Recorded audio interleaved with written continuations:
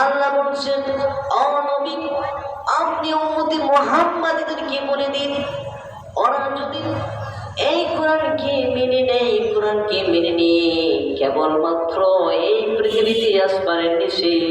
জমিনের উপরে আমার দেওয়া বিধানকে প্রতিষ্ঠিত করার জন্য সর্বমুহূর্তে কাজ করে চলে, আমি আল্লাহ ঘোষণা দিয়ে দিলাম, আমি ওই সমস্ত বান্দার জন্য জান্নাতকে ওয়াজিব করে দিই। যেখানে কেবলমাত্র দিন প্রতিষ্ঠিত করার জন্য, কোরআনকে জাগ্রত করার জন্য কেবলমাত্র যে বৈঠকে, যে মজলিসে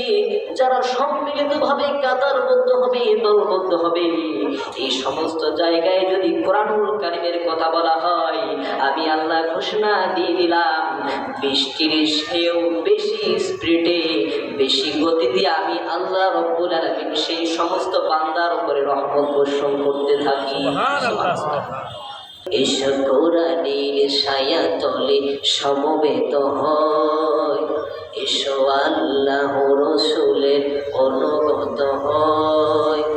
এসো আল্লাহ গুণগান করি, এসো তারি পথে জীবন গড়ি, এসো কোরআনের ছায়া তলে সমবেত হয়।